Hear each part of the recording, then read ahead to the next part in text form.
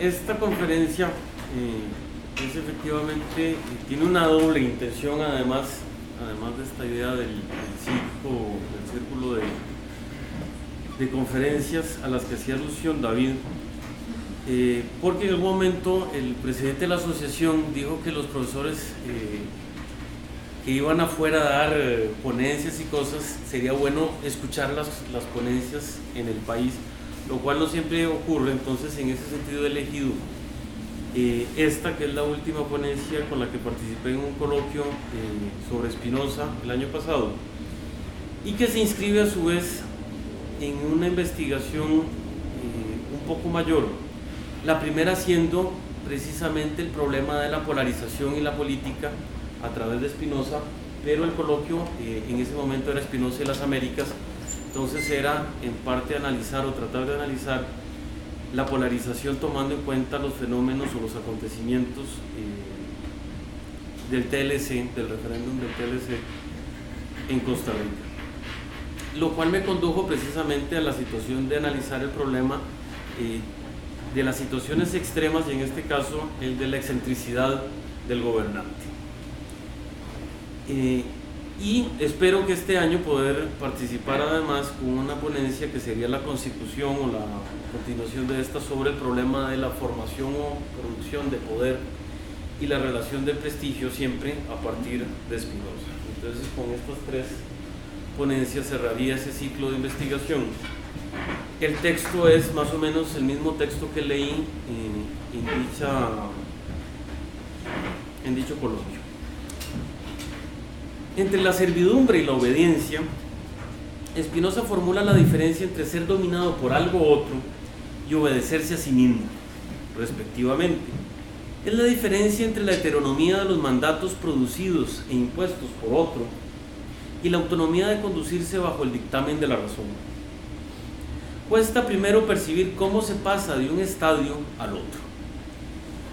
Luego, y no sin cautela, cuesta también percibir cómo en ese tránsito se puede confrontar al tirano o a la ley injusta, si existe la posibilidad de hacerlo, además, suponiendo además que existan, por supuesto, leyes injustas. Si somos socráticos, evidentemente no existe ninguna ley injusta por definición. Ustedes luego podrán decir que estoy diciendo tonterías. Y Spinoza insiste que al soberano, la summa potestas, hay que obedecerlo siempre, o por lo menos esforzarse por obedecerlo.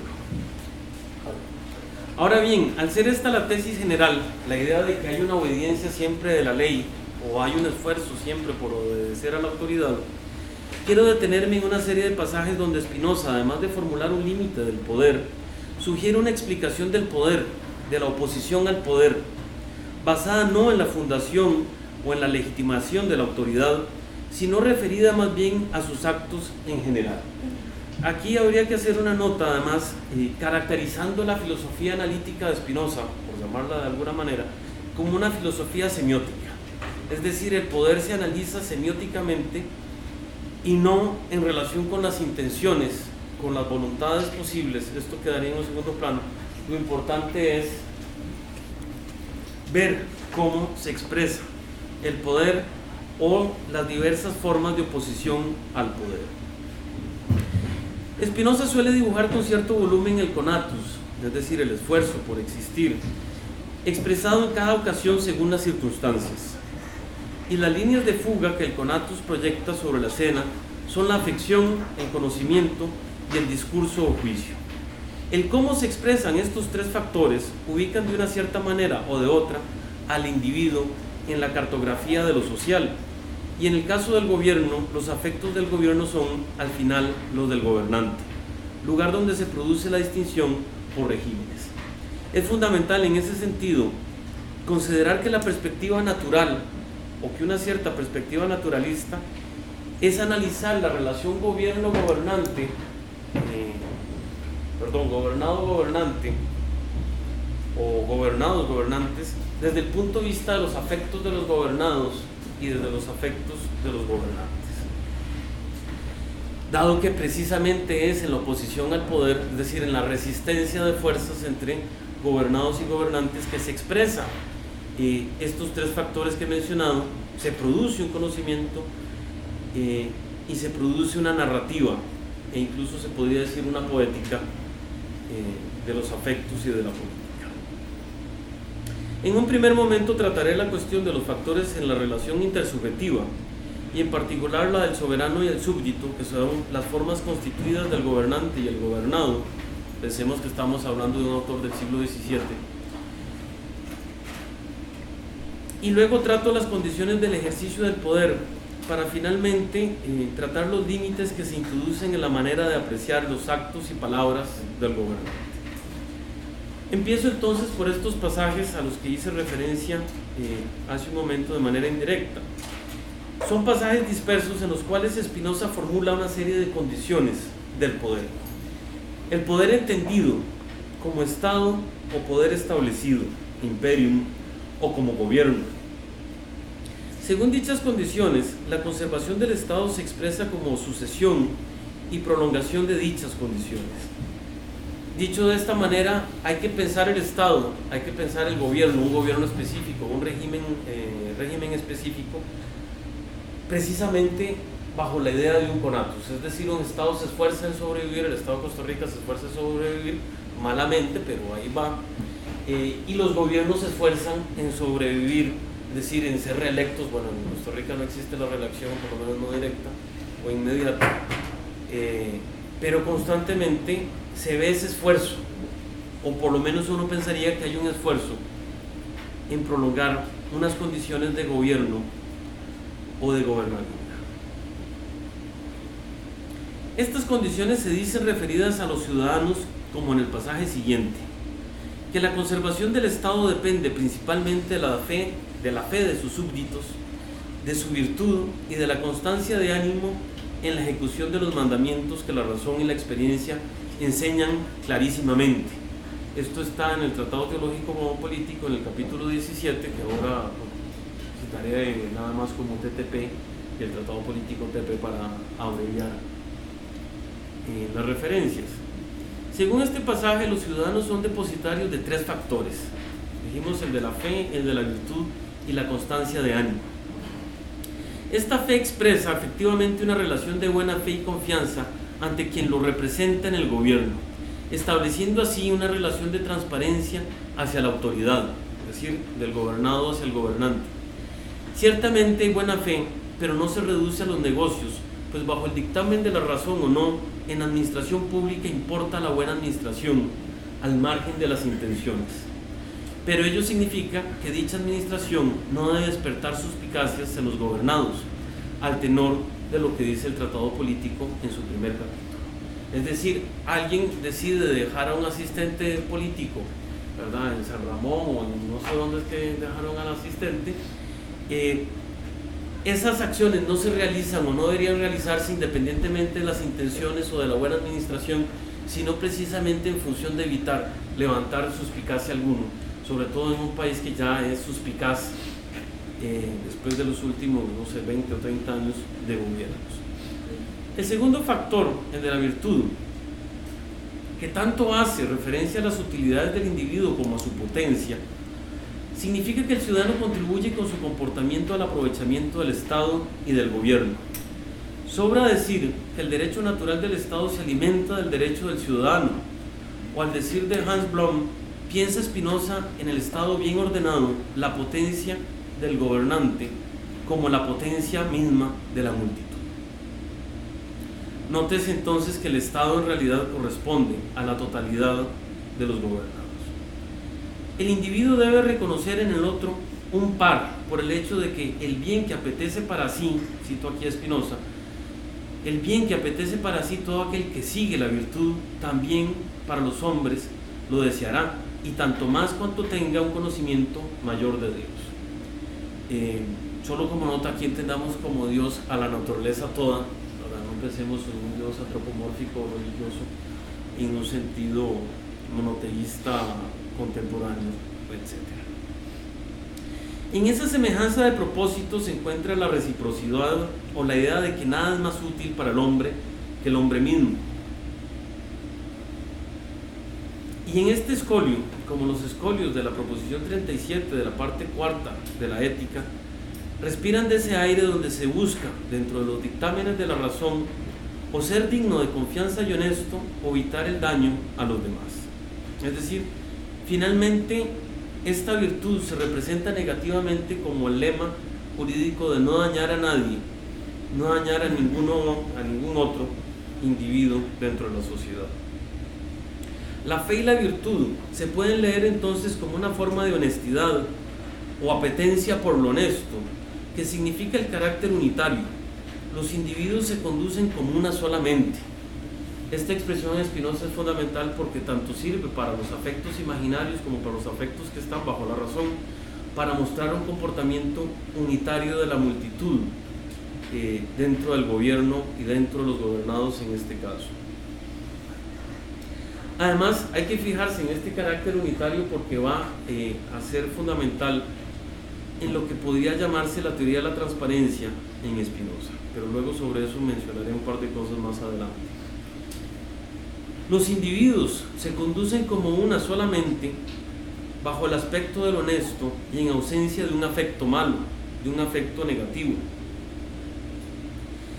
Y finalmente podemos referirnos al tercer elemento, la constancia de ánimo, de la que hacía mención el TTP en su capítulo 17, que tanto dice una obediencia a la autoridad como la tranquilidad del individuo en relación con las decisiones del soberano. Se trata de otro registro de la utilidad, pues Spinoza demuestra de otra manera la proposición 37 de dicha parte 4 de la ética. De suerte que, y cito, el bien que un hombre apetece para sí y ama, lo amará más constantemente si ve que los otros aman lo mismo.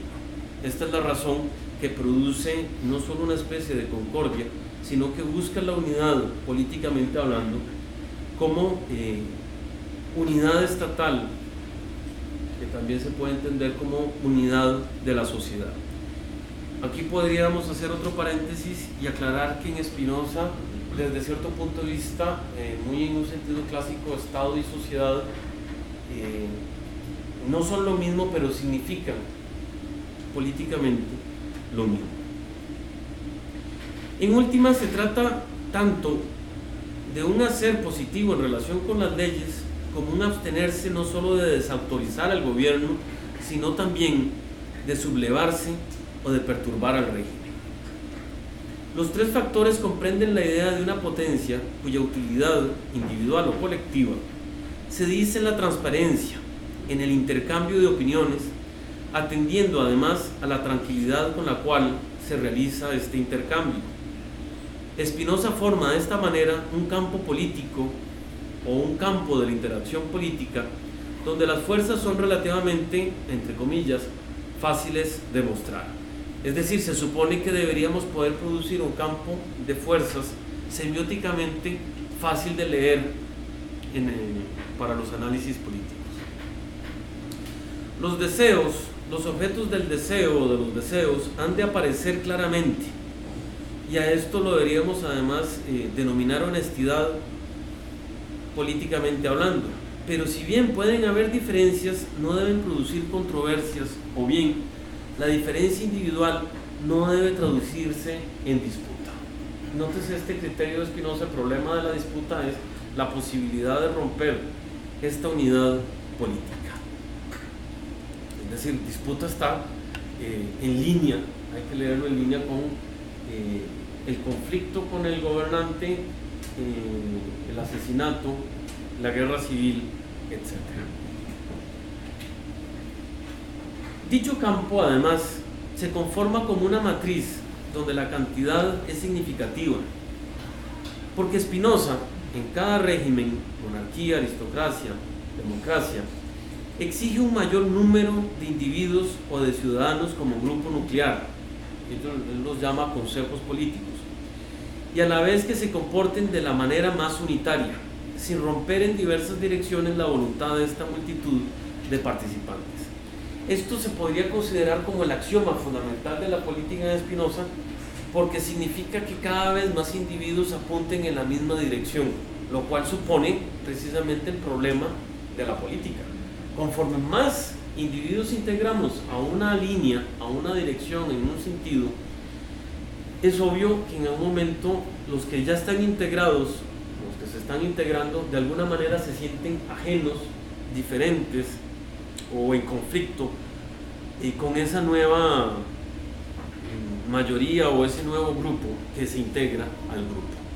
Entonces, la política es, desde ese punto de vista, cómo sostener el principio de amplitud con el principio de unidad del gobierno. La transparencia política parece traducirse entonces en términos de equilibrio, constancia entre la cantidad de participantes y la unidad de la dirección de las pasiones. No habría que olvidar que la paz consiste para Spinoza en la unión de ánimos o en la concordia.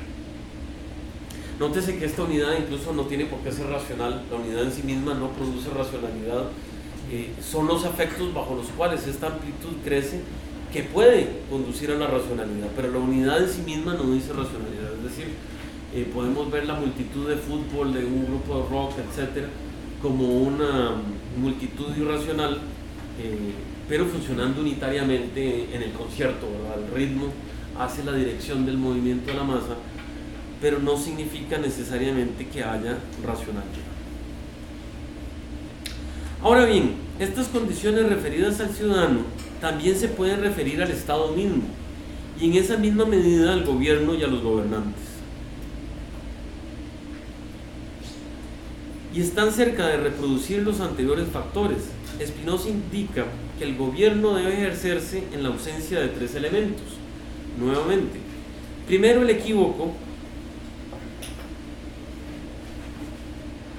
y dice Spinoza, ganarían mucho más los súbditos al transferir todos sus derechos a uno que al estipular condiciones de libertad inciertas y vanas o inválidas, y así abriendo el camino a sus sucesores a una cruelísima servidumbre. Entonces, ya volveré sobre esto, pero es fundamental porque significa que hay un problema de conocimiento y de información en la manera de relacionarse el gobernante con el gobernado, a lo cual llamamos entonces equívoco.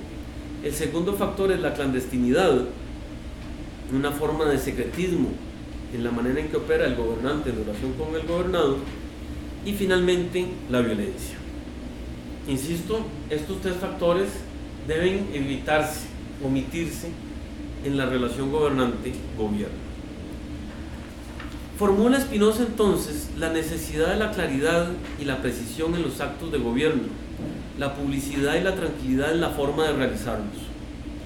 Concuerdan fe y publicidad, y constancia y tranquilidad. Tanto gobernados como gobernantes han de actuar con transparencia y no a escondidas. Ya ven la dificultad que puede haber en solo estas condiciones que son desde este punto de vista tan sencillas. Y siempre procurando que la calma pública, cualquier cosa que signifique esto, reine entre ambas funciones del poder político. La tranquilidad y la constancia remiten a la fortitud o ánime, es decir, a la fortaleza del ánimo, y nuevamente Spinoza nos indica que la libertad o fortaleza del ánimo es una virtud privada y la virtud del Estado es la seguridad. Esto está en el Tratado Político, en el primer capítulo.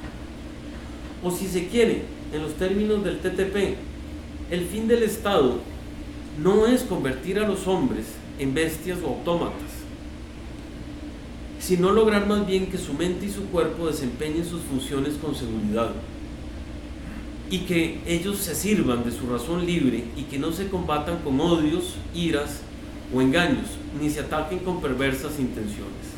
El verdadero fin del Estado es, pues, la libertad.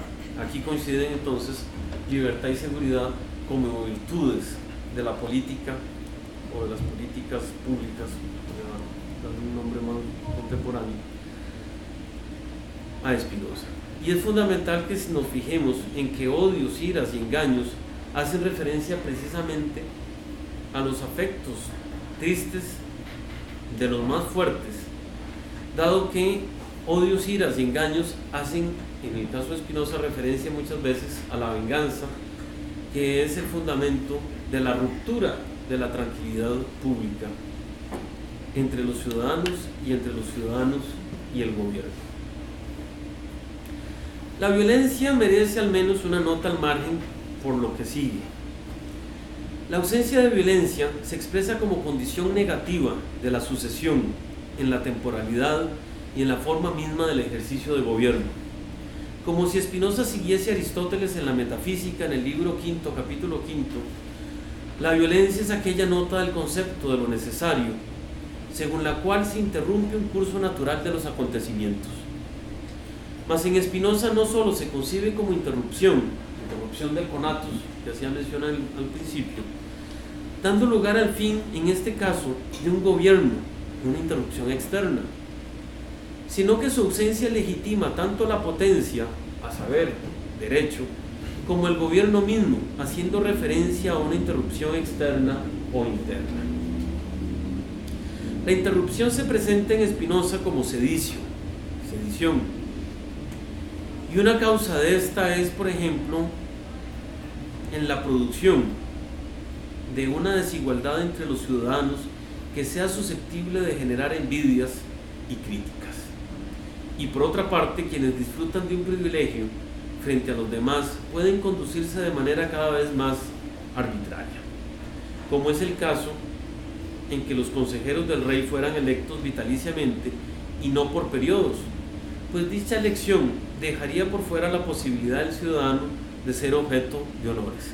La idea, hace referencia aquí Spinoza, es que ser consejero del rey es un honor rotativo, debería ser un honor rotativo del cual disfrutaran todos los ciudadanos. Imagínense ser consejero de Luisgui, ¿verdad? Una vez al año todos los ciudadanos, no alcanzaría los puestos, pero por lo menos para abarcar este gobierno, en todo caso sería muy simpático. Eso en el caso de la monarquía, decía, pero Spinoza da un ejemplo similar en el caso de la aristocracia en relación con la elección de los funcionarios por bolas. Por bolas hace referencia a la cuestión del sorteo, no tiene ninguna referencia fisiológica, anatómica o de valentía platónica o nada por el estilo, aun cuando la valentía platónica no estaría ubicada exactamente ahí. Aquí el secreto en la elección busca garantizar evitar las envidias y consecuentemente las habladurías sobre las decisiones del gobierno. Nótese que Costa Rica, si uno toma como ejemplo, uno siempre está pensando en Costa Rica de fondo. Muchas de las leyes están pensadas de esta manera. Quienes pensaron muchas de las leyes en relación con los, no voy a decir con la ética de la función pública, porque quién sabe qué significa eso, pero con los equilibrios de poder, con los informes anuales a ciertas instituciones, estaban buscando una cierta forma de transparencia. Lo que pasa es que ya sea se les olvidó o no se les olvidó, los mecanismos para implementar esas leyes en el país nunca se establecieron, de razón de lo cual la información en alguna parte debería existir, pero no se produce públicamente ni se discute públicamente lo que corresponden a estas formas de equilibrio. La interrupción en un gobierno no es vista con buenos ojos, aunque se trate de un tirano, si no se acompaña de una transformación de la forma del Estado y de la destrucción de las causas de la tiranía, dice Spinoza. Y esto es fundamental porque al final lo que suele pasar, si uno se opone a una tiranía con el único objeto de aniquilar, asesinar, juzgar, suprimir, etcétera, al tirano, es que mientras no haya una transformación de esas condiciones de gobierno, lo que vamos a tener es, por supuesto, un tirano. Esto, por supuesto, parece sugerir las razones de legitimación del cambio. Es significativo que los factores en que debe expresarse el estado racional o aquello que sustituya o funja como racionalidad en el orden estatal sean, además de ciertas condiciones de ejercicio del poder, si se entiende por poder una cierta potencia definida a partir de su pasividad, de su ejercicio imaginario o referido a un cargo público, por lo cual, digamos, el cargo público se puede entender como un ejercicio imaginario de la potencia, incluso ni siquiera es la potencia propia, es una potencia prestada. Condiciones epistemológicas o narrativas. Retomo, habría unas condiciones, además de las condiciones de ejercicio del poder, que son condiciones epistemológicas o narrativas y lo digo en cuanto en efecto, las condiciones estipuladas han de ser ciertas y útiles, como habíamos visto, es decir, no equívocas, sino claras y distintas. Y en cuanto son condiciones que se ubican en un cierto origen del lenguaje, donde las ideas pueden ser tenidas como, y cito los pensamientos metafísicos, narraciones o historias mentales de la naturaleza. El campo político ha de estar entonces constituido en toda claridad de lo que significan las cosas. Nótese, regreso aquí a la idea, a una de las ideas originales, la política se lee semióticamente. Se necesita crear la simbología, las señales políticas con las cuales funciona la estructura de poder o las relaciones de poder entre gobierno y gobernantes. En ausencia de esa estructura simbólica, de esos signos, más exactamente, y ustedes lo pueden ver con nuestros diputados cada vez que se expresan públicamente, cualquier narración o historia mental de la naturaleza significa cualquier cosa. Y de hecho ustedes pueden esperar que cualquier diputado diga cualquier cosa. Eso es una narración o historia mental de la naturaleza, en el peor sentido de mental.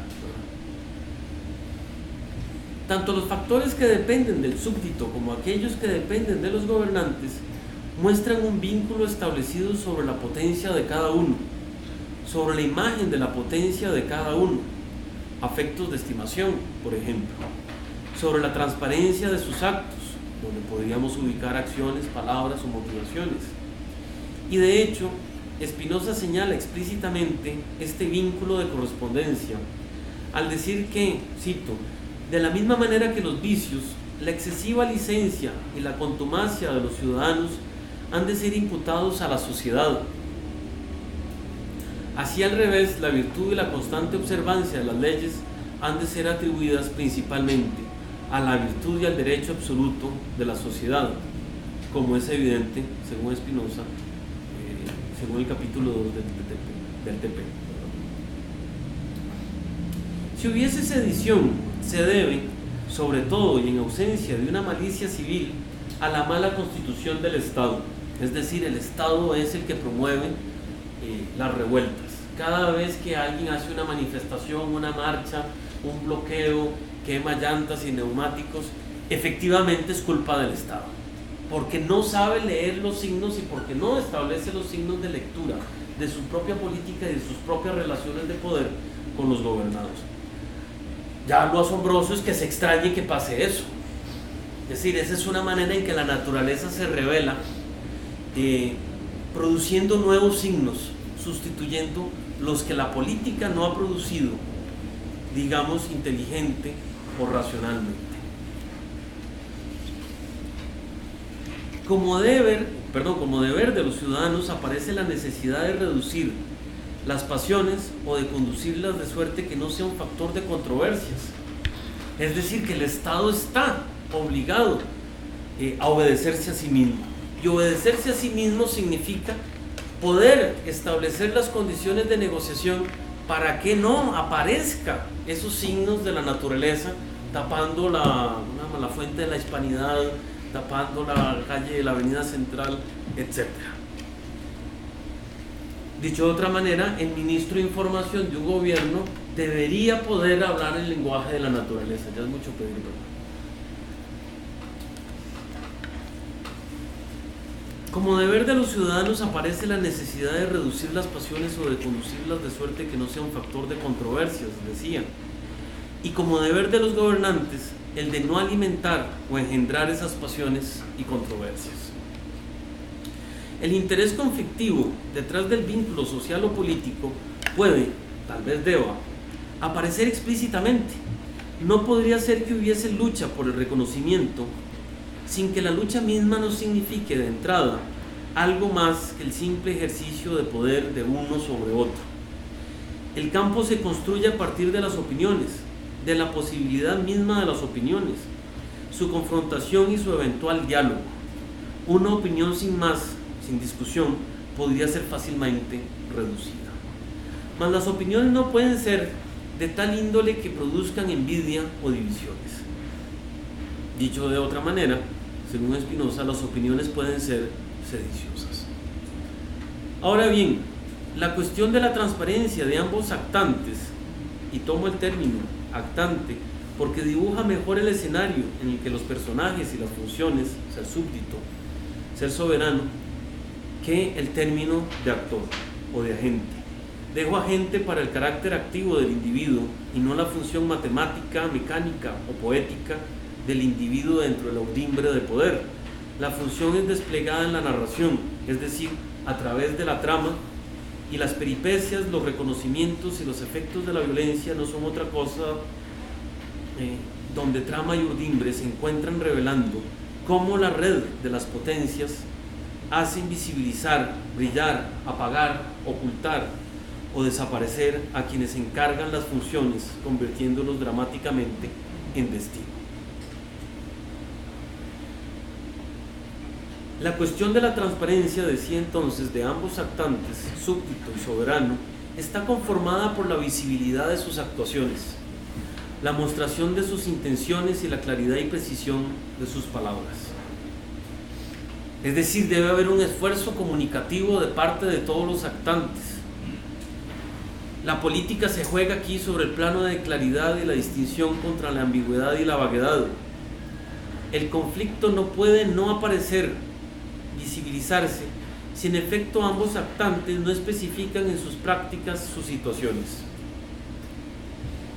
En ese sentido, los actantes no son aún agentes y por supuesto no son sujetos, en el sentido de ser compos, es decir, de ser maestros, dueños de sí mismos en el lenguaje político de Spinoza. Tal vez sí, en cuanto a sujetos pasivos, dice Spinoza, obnoxios. La figura del actante significa la representación o la imaginación que cada individuo despliega en relación con otra en cada oportunidad, y su conducta activa o pasiva comporta un grado de pertinencia según conciba la conducta como necesaria y bajo la razón, o como contingente e imaginaria.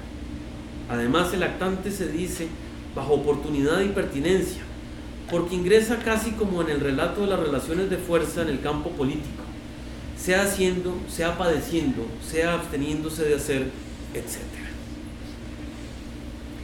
Esa es la respuesta a otro, acción o reacción, que se configura su género de conocimiento en ese momento en particular. Se construye un lugar narrativo que puede ser simplemente un tiempo abierto, una peripecia, un reconocimiento o un efecto de violencia, pathos, el afecto aristotélico, según la traducción empleada por Ruther, es decir, aquello que rompe la continuidad del vínculo político. En fin, es un actante porque se opera una producción de sentido dentro del campo, sea como consolidación de un poder de potencia o como su destrucción. Esto puede leerse de otra manera, dado que el individuo tiene que ver con una composición de cuerpos, consecuentemente con una unidad de aglomeración según una proporción de movimiento y de reposo, haciendo referencia, por supuesto, al atributo de la extensión tal y como lo entiende Spinoza. El cuerpo político, entendido como esa multitud, si se expresa a una sola voz, atrae sobre sus instituciones políticas más cuerpos simples, ciudadanos, y cuando la voz se corta, cuando la voz no es unívoca y la voz se vuelve ruido, parten aquellos en fuga. Tanto participan gobernados como gobernantes en la comprensión de sus propias potencias como las del poder formal. Llego aquí al punto que me interesa tratar, aunque sea esquemáticamente, porque la lectura de las condiciones están acompañadas por la interpretación, el conocimiento parcial por el cual las cosas aparecen como contingentes, etc. Interpretación de lo que las conductas de los demás son, ya sean actos, ya sean palabras, es decir, actos de habla, y muestran una condición por la cual se puede apreciar, casi medir, la configuración del cuerpo social. La malicia reaparece en relación con aquellas cosas que consideramos ridículo, absurdo o malo, dice Spinoza en el TTP, en varios lugares. Conocemos solo parcialmente la naturaleza. Y cito aquí a Spinoza en el capítulo 6 del Tratado Político. En lo que atañe a los ciudadanos, es evidente que cada uno de ellos debe obedecer todos los mandatos o edictos del rey, promulgados por el Consejo General, aunque crea que son absurdísimos. Tamet si edam absurdissima credat, lo digo en latín, porque precisamente Spinoza va a retomar en el TTP una expresión similar, dice tamet si absurdissima imperet, y curiosamente con las dos expresiones da un giro, porque tamet si edam absurdissima credat es un problema, una fórmula objetiva. El gobernante da órdenes absurdas, mientras que tamet si absurdissima imperet, mientras que tamet si edam absurdissima credat es una fórmula subjetiva. El gobernado considera las órdenes absurdas.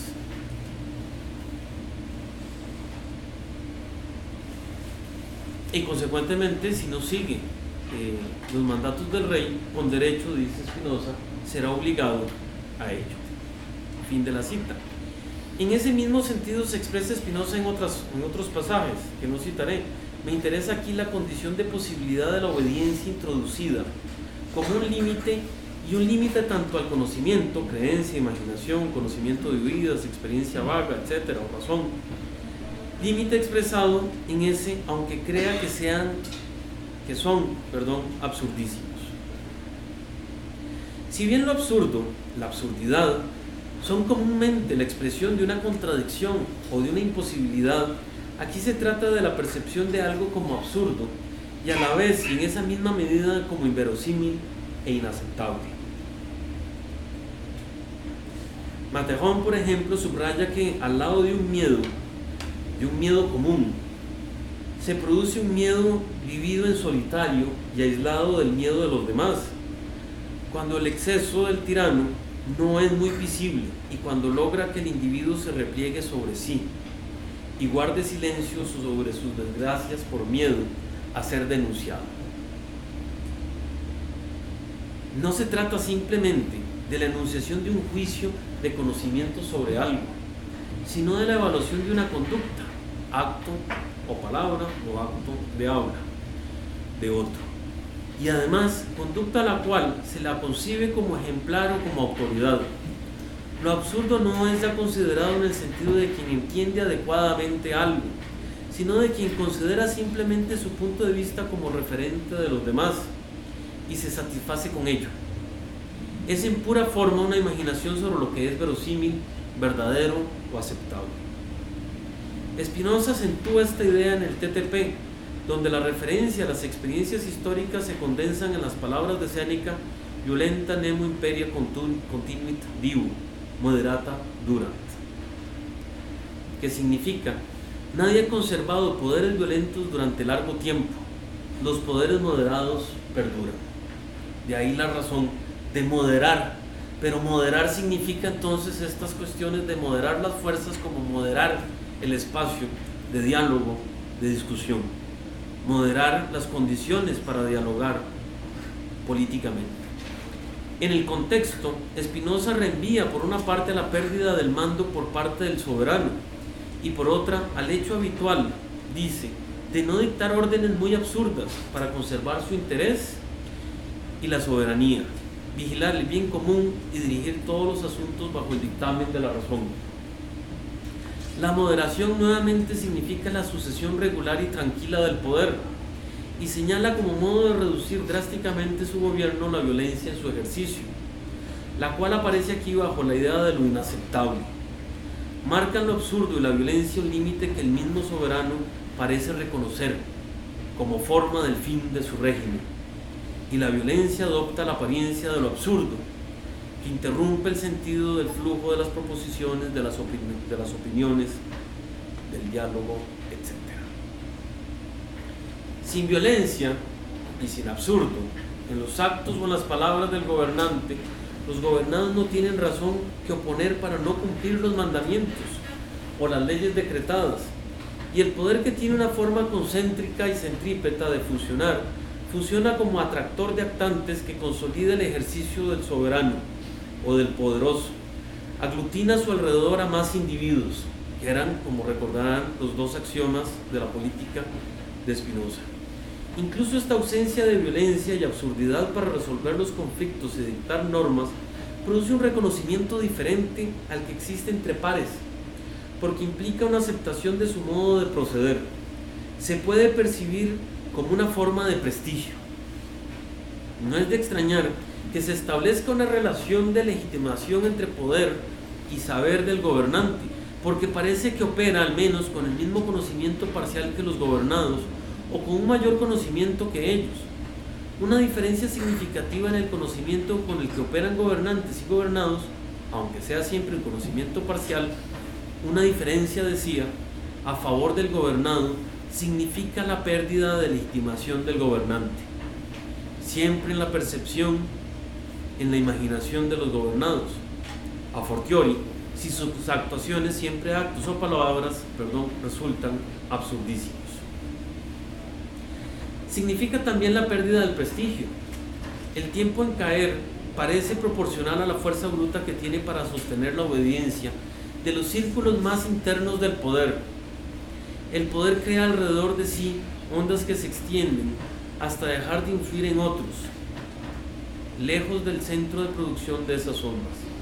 Pero la cartografía del poder no consiste en un único centro, sino más bien en un concurso de potencias, de grados diferentes que son cada uno en su grado un lugar desde donde se producen ondas aquí y allá. Se entrecruzan y se perturban entre sí. El poder formal, el imperium o el Estado, no es más que uno de estos focos, en la medida que efectivamente ejerce una potencia. La potencia prestada, o transferida, como diría Spinoza o Hobbes, de los gobernados al gobernante. Y los torbellinos, como los individuos, giran a veces en torno a torbellinos más grandes. Al final todo es cuestión de turbulencias. Y la obediencia se representa como esas ondas más cercanas, más intensas, y que producen mayores efectos que las ondas en la lejanía, mientras en la periferia del poder se escapa más fácilmente a este. Y desde ese punto de vista se puede concebir este sistema de representación como un sistema elástico, pues según los intereses particulares procuran los individuos acercarse o alejarse a una potencia superior, según por supuesto les convengan los favores de esa potencia superior o produzcan resistencias. Una potencia superior a la propia puede ser una invitación a aumentar la propia potencia, en razón de lo cual se hace una potencia atractiva. Una potencia superior pero contraria a mis intereses puede en cambio ser una advertencia de un peligro, y no tanto una invitación como una constricción para comportarse conforme a los mandatos y normas de esa potencia, con la eventual consecuencia de crear una oposición de confrontación o de buscar huir, y entonces esta otra potencia se hace destructiva o contractiva, porque contrae y reprime la potencia inferior o de la cual se busca retraerse, lo cual podemos llamar, para terminar el catálogo de las potencias, una potencia retractiva, como era de esperar. Dicho de otra manera, si en el moderado ejercicio del poder se configura como un centro, o en cuanto se lo percibe como un absurdo, se vuelve excéntrico, que no es otra cosa que invertir la forma centrípeta en una forma centrífuga en el campo de fuerzas. Se podría incluso decir, abusando de la metáfora del círculo, que el mismo soberano ha decidido salirse de su círculo, donde al principio operaba con un conocimiento compartido con los demás. Es decir, ha transformado su conocimiento común o relativamente común en un conocimiento ajeno, extraño, a los miembros de ese círculo o de esas relaciones centrípetas o concéntricas. Spinoza insiste sobre este asunto y de otra manera. En el TTP, en el capítulo 20, formula el argumento según el cual los seres humanos son de tal índole que no soportan que se tenga por un crimen sus opiniones, lo cual les da motivo para detestar los mandatos y oponerse a la autoridad, e incitar incluso a la sedición. La contradicción o el absurdo en la opinión de los demás, y con más fuerza en la del gobernante, y el choque de opiniones son un límite dentro de las condiciones del ejercicio del poder, y quedan asociadas a la violencia y crueldad del gobernante, o al deseo de sedición por parte de los gobernados. Eso significa que parte de la política debe estar dedicada a suprimir o reducir estos excesos y regresar a las condiciones de moderación que enuncié anteriormente. De suerte que la potencia de cada uno trabaje en una forma centrípeta y no produciendo excentricidades, como la imagen de la ficha de la conferencia, que finalmente se trata de Calígula y su caballo, el senador. Referencia indirecta también a los senadores que nosotros tenemos en Cuesta de Moras.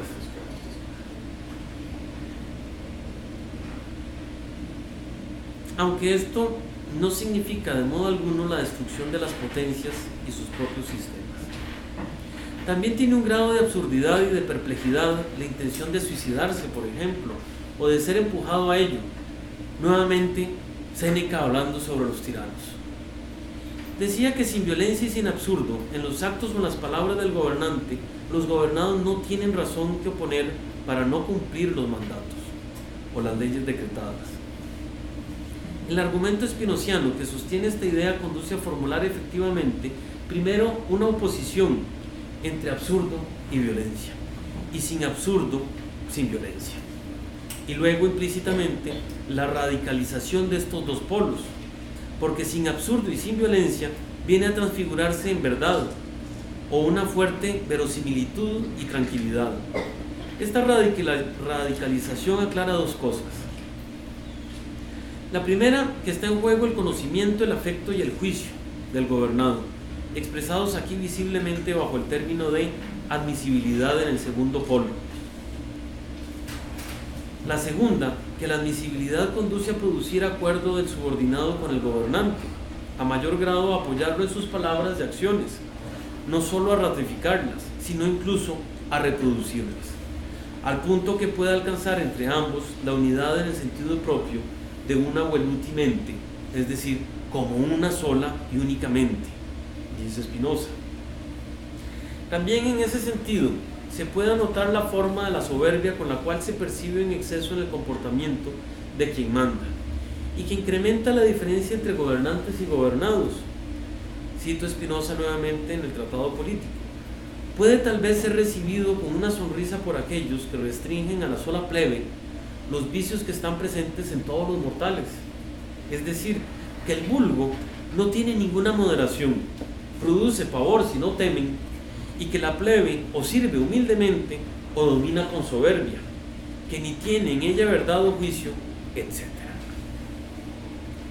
Como en un juego de espejos se puede percibir al otro como soberbio, lo cual puede significar dos cosas: que tanto se lo ve al soberbio como superior por cómo se esfuerza en posicionarse como si efectivamente fuera dueño de sus causas y de sus efectos, es decir, dueño de sí, maestro llamo, como se lo ve ya no como superior en la justa medida en que se puede apreciar que no es dueño de sus causas y sus efectos. Regreso al carácter cognitivo y al narrativo de los actantes. No se trata llanamente de la percepción de los actos y palabras como violentos o absurdos, sino que interesa precisamente la explicitación y la argumentación sobre dicha percepción, de manera a articular un discurso en el que se dicen las peripecias, los reconocimientos y los efectos de violencia para satisfacción de todos. Y con esto termino. La excentricidad del poderoso es así una expresión paradójica, pero que sirve para referir, más allá de las condiciones de prolongación o de sucesión del poder, los límites del poder mismo, pero cuya materialidad y especificidad parecen más difíciles de concretar. Y lo absurdo, concebido como un operador de la imaginación, sirve para dibujar la cartografía del campo de fuerzas. Gracias.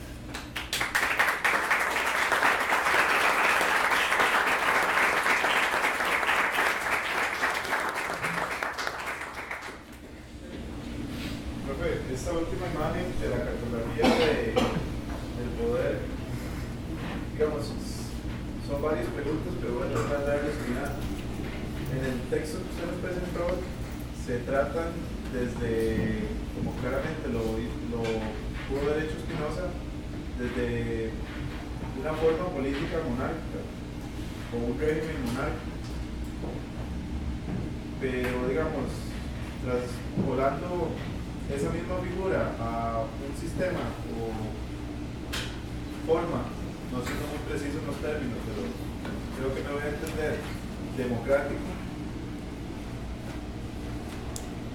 en el que podrían existir o pueden existir, digamos, dentro de ese círculo, fuentes, por decirlo así, de diferente racionalidad, o ahí va inmersa la pregunta de si solo sería una, ¿cómo afectaría eso basados en el principio de que el gobernante fuese moderado o no, y con su relación al tipo de racionalidad, afectar eso a los movimientos después? No sé si me expliqué. El ejemplo de la monarquía, primero de Spinoza, es fundamental porque es el único que desarrolla realmente completamente. Cuando llega la democracia, aquí vienen varias interpretaciones, cambia de idea, se le ocurre morirse, cosas así.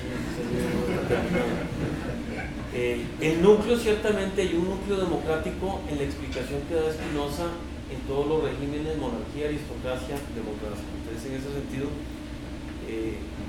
la explicación de los regímenes políticos en Spinoza es relativamente consistente, en el sentido en que lo ve siempre bajo la idea de un equilibrio que busca aumentar la potencia de todos los individuos individualmente y fundamentalmente de los individuos como colectivo.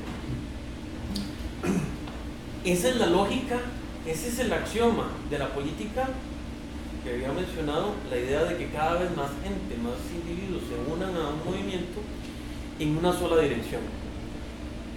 Y efectivamente funciona, es decir, aquí hay una parte de carácter totalmente mecánico. Lo que dice Spinoza, se mueven porque aumenta su potencia y reconocen de alguna manera, puede ser racional, puede ser irracional, no importa, que ese centro de poder, que simplemente puede ser un individuo que produce una imagen de bienestar, de asistencia, de poder colaborar, atrae a esas otras potencias y aumenta la potencia, suponiendo que dejan, ¿verdad?, una potencia desprovista de individuos y perdiendo fuerza en otro lado. Entonces, ¿qué es lo que ocurre?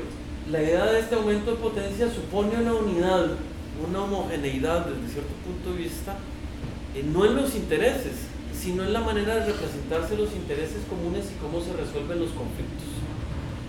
Y por lo menos una especie de unidad en las condiciones de negociación y de resolución de los conflictos. No significa que desaparezcan los conflictos, pero es la manera más efectiva de resolver los conflictos en una sola dirección. ¿Qué ocurre dentro de este círculo? ¿Por qué yo me alejo de un círculo? Porque ya no es satisfactoria la resolución de conflictos, pero no es satisfactoria en el sentido de que yo haya perdido el conflicto.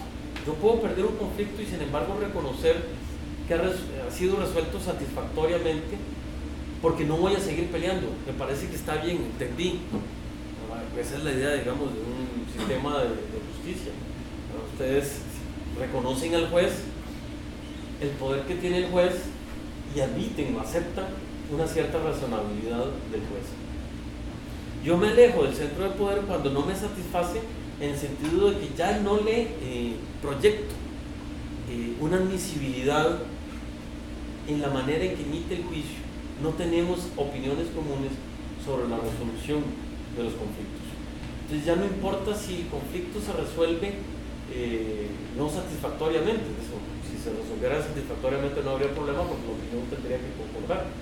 No se resuelve satisfactoriamente, pero además ya hay una diferencia de lo razonable, de lo sensato que me parece la opinión con la cual se ha resuelto el conflicto. Lo cual hace que, por supuesto, yo vuelva la mirada a un grupo en otra parte. O sea, eso, digamos, eso es lo que mueve un partido político. A un partido político él le roba votantes y militantes a otro partido, ¿cómo? Les susurran las opiniones que quieren escuchar. Ustedes son, qué sé yo, de izquierda ultra revolucionaria, pero van y dicen que van a suprimir impuestos a la empresa, ¿verdad? Que llegan a no, vamos a quitar los impuestos, vamos a hacer esto otro. Entonces, esa es la opinión que vale. Luego lo que pase será otra cosa, efectivamente, pero es el susurro, literalmente funciona como una opinión en el sentido de la doxa vulgar. Yo no lo he visto en países donde ha sido un saqueo de votantes, por decirlo así, radical. Pensemos en Francia, en las elecciones del 2007, cuando ganó Sarkozy hizo todo lo posible e imposible para robarse los votos de la ultraderecha y los de la izquierda. Muy efectivo, es decir, fue a dar todo tipo de discurso de un lado y del otro para convencer y atraer tesis que además en principio son contradictorias, funcionaban contradictorias, pero atrae la posibilidad de que mi potencia aumente, me sienta favorecido por ese círculo. Entonces, no es una cuestión monárquica, solo que los ejemplos están mejor explicados en los capítulos que hablan de la monarquía. La estructura del poder es una estructura indiferente al régimen.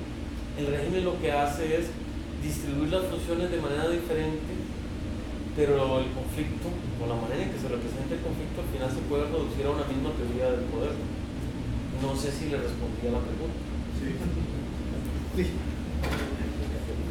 Sí, Mari. Serían dos preguntas.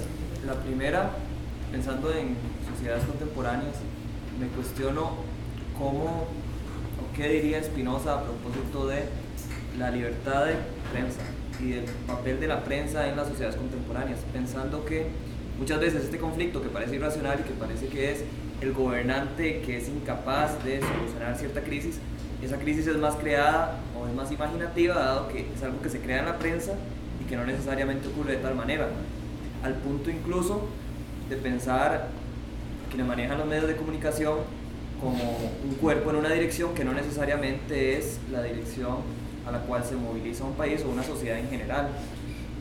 En ese sentido incluso me cuestiono qué ocurre si hay un conflicto que se crea, ya sea con la prensa o que se ve a partir de la prensa, donde el problema no es el gobernante, sino que la irracionalidad está de parte de los gobernados.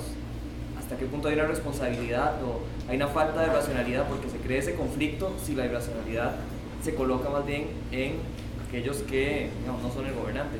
Y la segunda tiene que ver con la idea de conflictos funcionales o desigualdades funcionales, coerción funcional para el gobernante. Pienso por ejemplo en el comunismo después de la guerra civil en Costa Rica, pensando que efectivamente era un otro que creaba cohesión dentro de la sociedad costarricense. Entonces se crea un discurso que excluye a una parte de la población, pero facilita que el gobernante o los partidos políticos en este sentido ganen votantes. Incluso pienso ahora en ciertos partidos de carácter religioso que con el discurso en contra de los derechos igualitarios consiguen votos también. Es una exclusión funcional. ¿Y hasta qué punto eso no podría, a mayor escala, crear cohesión en una sociedad? Y sería totalmente funcional y tenemos a un 99% de la población hacia un mismo camino, todos felices, con una exclusión que es funcional. En ese sentido creo que el conatus se aumenta y aún así, digamos, no sería coherente con la teoría de Spinoza, del buen ánimo en toda la población. Y efectivamente, políticamente, por eso refería la cuestión de los marcadores políticos, es fundamental. Producir marcadores políticos permite la discusión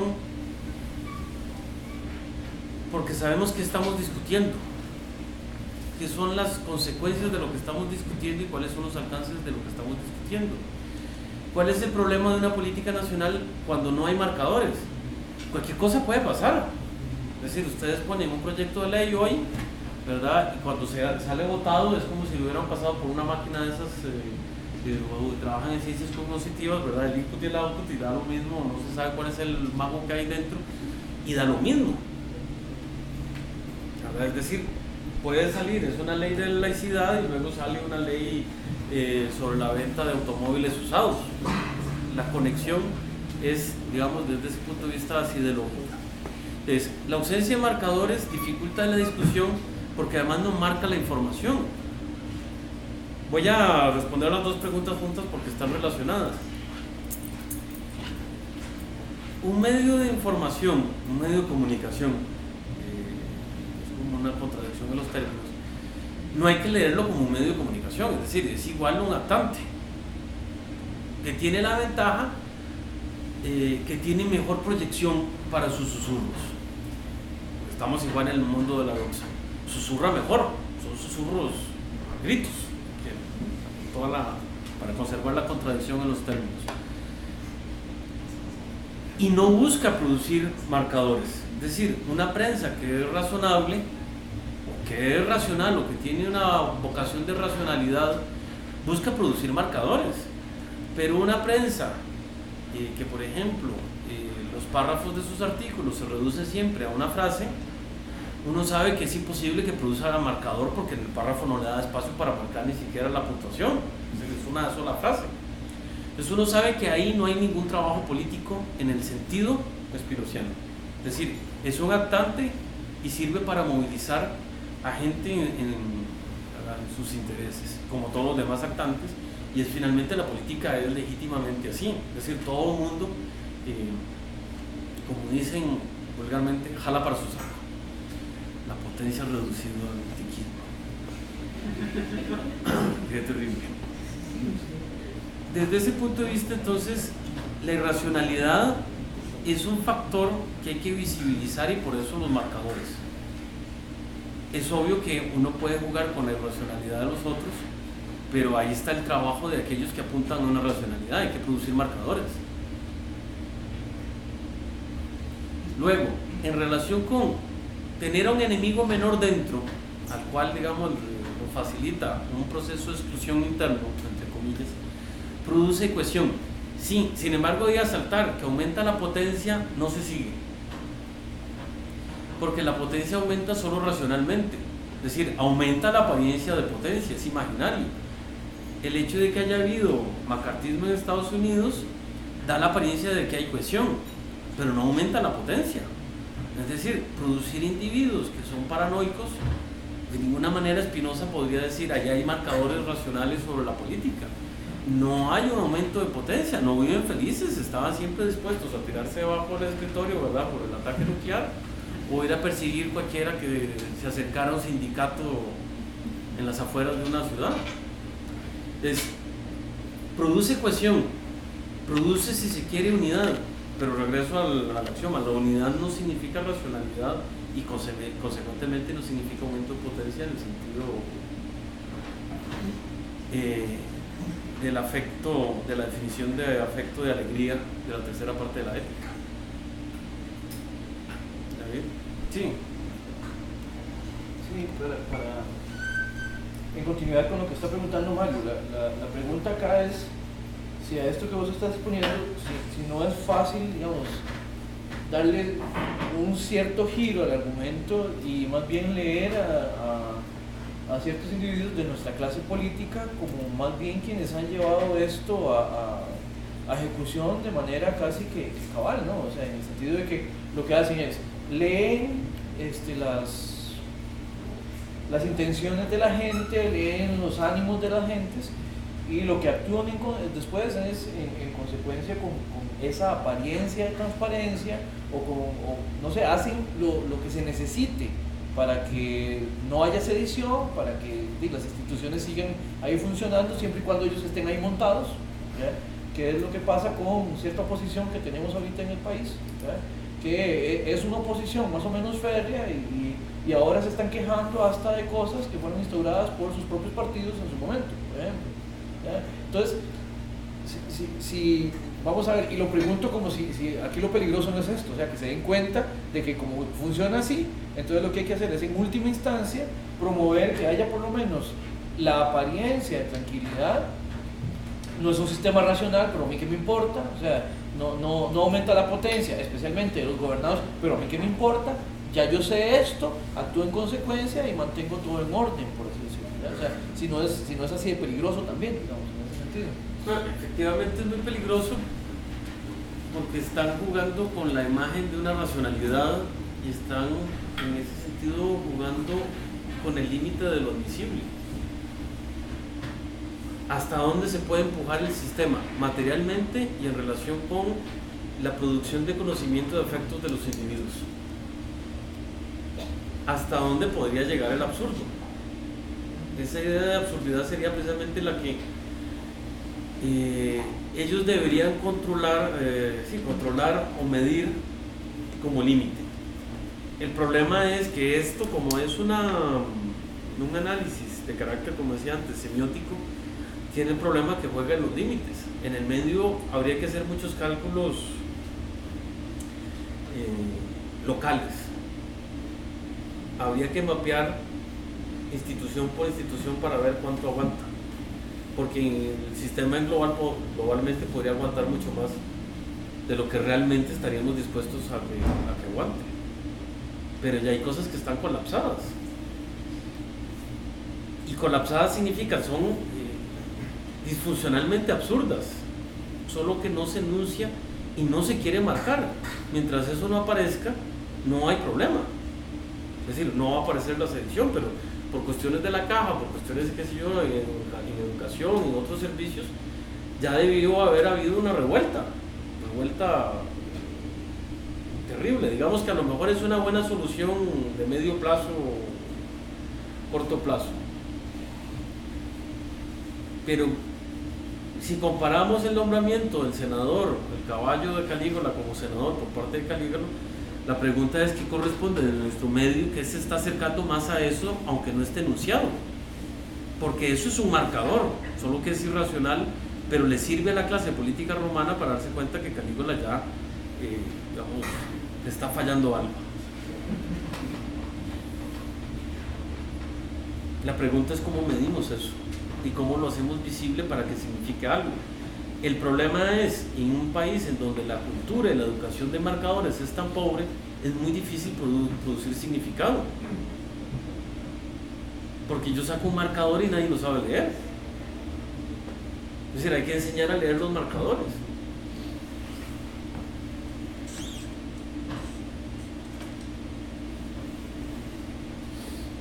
Ya le pregunto también es cómo los gobernados pueden generar ellos mismos los marcadores. Yo iba a preguntarte lo mismo, porque varios de los conceptos que usabas tienen resonancias Foucaultianas, así como claras, el tema del poder, el tema del gobierno. Y entonces, o sea, mucho de lo que decías pareciera estar en la misma sintonía de la formulación Foucaultiana del problema del gobierno. La pregunta central ahí es cómo queremos ser gobernados en este sentido. Estoy bien, digamos, habría empatía entre esos dos esquemas de interpretación de lo político. Sí, porque Foucault, aunque hace pocas referencias a Spinoza, y curiosamente una de las pocas referencias es en uno de los últimos cursos, que dice que Spinoza es el último de los filósofos antiguos, aunque hace pocas referencias a Spinoza, en la misma medida en que precisamente Foucault hace referencia a los antiguos, a Séneca, a los estoicos, por ejemplo, es la misma lógica de relación de poder, del problema de gobernarse a sí mismo, el dominio sobre sí, el dominio sobre los otros, que es el poder clásico. Pues en ese sentido Foucault y Spinoza están alineados en la manera en que se lee la política tal y como la lee Platón, la lee Aristóteles, la leen todas las diferencias que hay. Porque el problema no es encontrar la solución a los conflictos, sino cuál es el mejor régimen para gobernarse a sí mismo. Y tiene que ver efectivamente con las pasiones, porque el Estado tiene que producirse como dueño de sí, pero produciendo los individuos como dueños de sí. ¿Qué es lo que pasa en las relaciones políticas actuales? Que no son, el Estado no es dueño de nada, hablando efectivamente, y los gobernados tampoco. Entonces la sintonía es muy clara. Y otra pregunta, ¿cómo desde la más pura inocencia, no sé cómo será, por eso te lo pregunto, cómo empata esta teoría del poder político con la teoría espinociana del cuerpo? Es decir, cuando hablaba de estas narraciones que generan unidad, por ejemplo, eso impacta positivamente a los cuerpos. ¿Cuál es la relación entre cuerpo y política? Bueno, aquí había dicho que Estado y sociedad se puede entender desde cierto punto de vista de la misma manera, o significan lo mismo. Spinoza habla de una solamente, pero también en un registro, hablando del Estado, de la parte de la composición en sentido extensivo, extensional, de la res extensa, habla de un solo cuerpo, es decir, la idea del cuerpo político está. Y se supone que desde ese punto de vista el Estado es una forma de individuo, de la misma manera en que el individuo es un individuo compuesto por cuerpos. Solo que la manera en que se agencian los cuerpos se vuelve mucho más compleja y más tirante que la de un individuo llamado ciudadano. Pero efectivamente está en la misma línea, a tal punto que algunos intérpretes, cuando hablan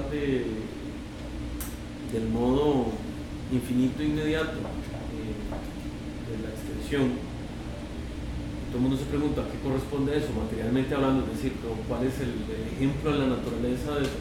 Algunos hacen referencia al Estado. Ese sería un modo infinito, no siendo infinito, nos entendemos.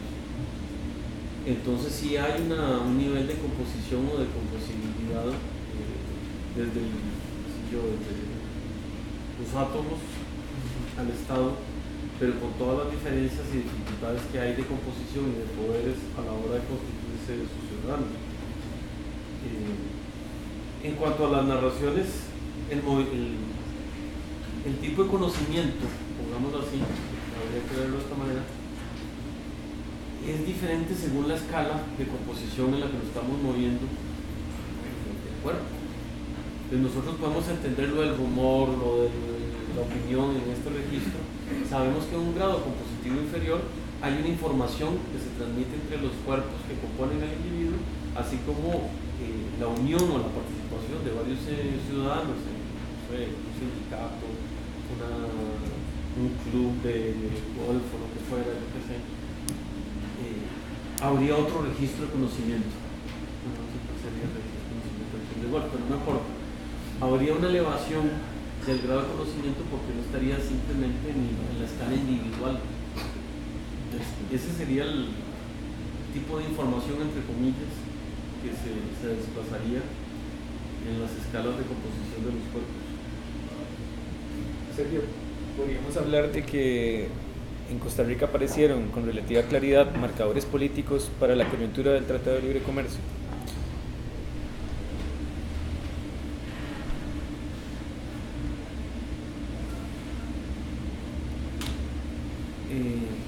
Yo diría que se intentó producir una serie de marcadores,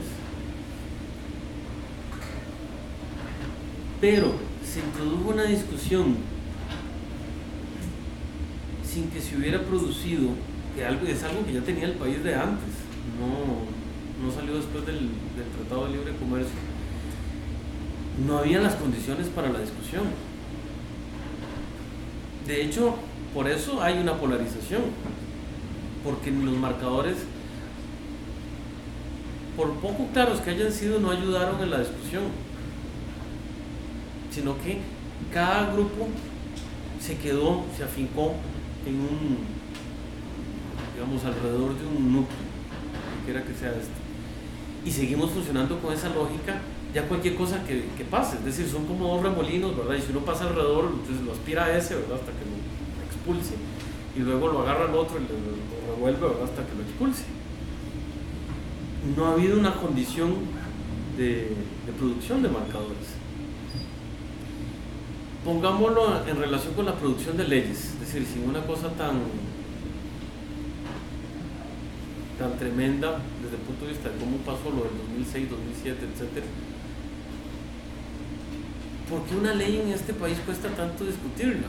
No estoy hablando de que se pongan de acuerdo 50 personas, me parece que es imposible que se entienda, pero que hacen referencia, es decir, tienen prestado el poder, se les ha transferido el poder, y ni los que transfieren ni los que reciben el poder parecen participar de ninguna manera en la producción de condiciones de discusión. por eso decía lo de las leyes. Sí, uno puede poner cualquier proyecto de ley, puede pasar cualquier cosa. Es decir, puede haber cualquier ley. Más bien, lo sorprendente a veces es que uno debería haber leyes más raras con los diputados que tenemos. Es decir, afortunadamente el aparato está así como tan atrofiado y cuesta tanto aprobar una ley por los mecanismos legislativos, pero debería haber una ley del día del sombrero amarillo, una cosa de ese estilo, y sería totalmente natural en este país en la lógica en la que estamos. Pero a mí me parece porque los marcadores, es decir, para poder ver marcadores hay que construir las condiciones de los marcadores y saber leer, enseñarle a la gente cualquier cosa que signifique leer los marcadores. Pero hubo algo que en la polarización no terminó de romperse, digamos, la institucionalidad se mantuvo a pesar de esa polarización, digamos, de los marcadores políticos. Pero que no garantiza que una próxima vez vaya a resistir, por decirlo de alguna forma. Lo cual significa esto, por eso, digamos, lo que habría que seguir en el trabajo tiene que ver con cómo se institucionaliza el poder, cuáles son las formas o los mecanismos de institucionalizar el poder. Es decir, esos agentes atractivos y demás. ¿Por qué? Porque hay una parte que es de carácter inercial, es decir, la filosofía de Spinoza es de carácter mecánico, toda la explicación pasa por un recurso de movimiento en relación con la red extensa, puramente mecánico. Significa que hay momentos de inercia. El que las instituciones funcionen, yo no sabe que se cierran 5 ministerios aquí mientras el ICE, la IA y alguna otra institución esté abierta y funcionando, en el país no pasa nada. Es decir, incluso vea cómo se aprobó o se desaprobó o no se desaprobó el presupuesto nacional el año pasado. Es una cosa que uno dice, bueno, hay una parte inercial y eso habría que estudiar por qué esa parte inercial funciona al margen de todo, funciona bien, digamos, al margen del poder central. Entonces hay cosas que están en una estructura inercial, digamos, favorable, pero no sabemos cuánto va a durar. No sabemos los límites de esa inercia. Digamos, ya está agotado desde cierto punto de vista económicamente, los planes de desarrollo, etc. Lo único que pasa, lo único que falta es ver cuáles son las fuerzas que hay ahí aún funcionando. Pero nadie está produciendo marcadores en la política, desde mi punto de vista. O son tan sutiles que en la bruma en la que vivimos no se ven.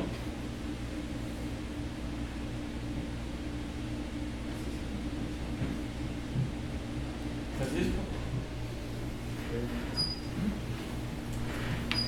El Estado en Spinoza es un individuo compuesto de muchos individuos compuestos, una cosa muy compleja. Y además transado por una desigualdad de potencias, ¿no? Desigualdad de potencias de muchos sectores, ¿verdad? Incluso se contraponen entre sí en ciertos momentos y se agrupan entre sí de alguna determinada manera.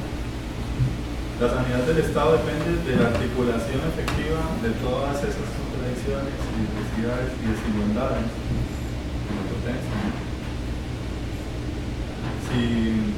Y si el Estado intenta excluir una parte y disminuir absolutamente una de esas partes de su potencia o excluirla, introduciría un problema en su forma, ¿no? Su forma cambiaría. Y bueno, para Spinoza creo que que la forma cambia ya quiere decir que hay un problema serio o que en todo caso, digamos, otro cuerpo está naciendo, distinto del anterior. Pero, digamos, lo que nos diga era cómo, según yo entiendo la teoría de los regímenes, son estas formas distintas administraciones de estados específicos actuales de fuerza. como la aristocracia de una cierta correlación de fuerzas, la democracia de una cierta de potencias, digamos, la democracia tirando a una administración de potencias quizá más equilibradas, la aristocracia tal vez de potencias más desiguales, la monarquía de otras quizás más desiguales aún. Como decía antes, los regímenes tienen en Spinoza factores comunes, tienen como un núcleo común, y ese núcleo común está explicado cuando habla de la monarquía. Tienen características también comunes porque ve los regímenes en función de la estabilidad, siempre. De la misma manera que los antiguos, el mejor régimen es el menos inestable, igual que en Aristóteles, es la misma preocupación. La diferencia de una, digamos, fusión o diferencia de funciones administrativas o de distribución del poder, me parece que tiene que ver, solo que esto habría que indagarlo con más detalle, tiene que ver con las formas afectivas en las que están organizados los individuos y aquello que están dispuestos a admitir como verosímil o como razonable en la organización del poder. Es decir, pongamos ejemplos así un poco sencillos, que los españoles hasta cierta época admitieran al rey, a Juan Carlos, era porque le resultaba funcional, porque tenía un cierto prestigio, le daba estabilidad y le dio estabilidad a España durante la transición y después durante el golpe, etc. Y significaba eso y era admisible, aun cuando uno le pudiera decir a un español es que tal y tal, ¿verdad? Etc. En cuanto se degrada la figura de prestigio, se desprestigia el rey y demás, no hay empatía con la figura y al mismo tiempo no hay empatía con el régimen. Es decir, el nuevo rey tiene un problema de que, aunque está muy bien preparado, simpático y todo lo que sea, ¿verdad? Tiene que trabajar por restaurar esa afectividad. Y en el fondo la monarquía tiene la ventaja de que lo dice muy claramente. El rey, en general, simboliza la unidad nacional, ¿verdad? Hasta los españoles lo tienen así en la Constitución, simboliza la unidad española, etcétera, etcétera. En otros países no. Es decir, el afecto, la distribución de esos puestos o de esa administración tiene que ver cómo nos sentiríamos, cómo se distribuye la afectividad en la comunidad.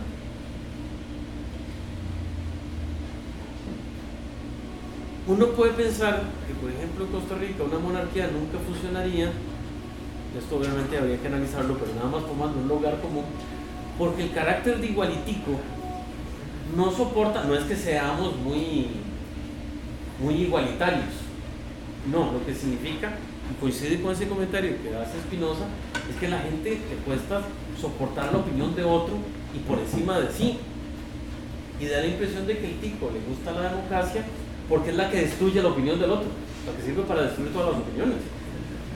Es decir, tal y como interpreta la democracia el tico, no el régimen democrático en general. Entonces, la diferencia en general me parece que es de carácter afectivo, en consecuencia cognitivo, de cómo se establecen las relaciones en cada uno de esos regímenes, y luego habría que ver cómo está constituida cada democracia bajo el régimen de la democracia, la democracia francesa, la italiana, la tica, la japonesa, y luego con la monarquía, que es la japonesa, la española, etc. Yo creo que tiene que ver con esa sensibilidad porque tiene que ver el aspecto afectivo y cognitivo, qué cosas estoy dispuesto a admitir y qué cosas no me parecen insensatas, por más irracionales que sean. Es decir, a uno le puede parecer el protocolo, qué sé yo, de los ingleses, cada vez que la reina va al parlamento, ¿verdad? Que tiene que pedir permiso, que toca la puerta, y una serie de cosas que uno dice, ¿verdad? Así los ingleses seguro se van a reír que el presidente tiene que pedir un te deum para cuando recién es electo. Entonces es un problema de cómo está distribuida la admisibilidad de las opiniones, para no decir la racionalidad, y que no parezca una tesis hegeliana. cifras, ¿sí? Pero, digamos, respecto a esta relación entre la contingencia tal cual, ¿no? Porque la desigualdad de las potencias seguramente es algo que está, ¿verdad? Se da. No es algo que es cuestionado, ¿no? Eso está. Digo, yo lo pensaba en términos para relacionarlos con los regímenes, para ver, digamos, qué nociones podría sacar uno para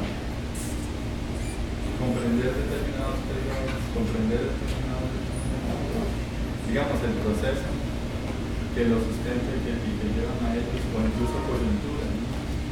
Porque, digamos, es claro que la sociedad inglesa conserva la monarquía, todavía conserva relaciones de poder fuertes, ¿verdad?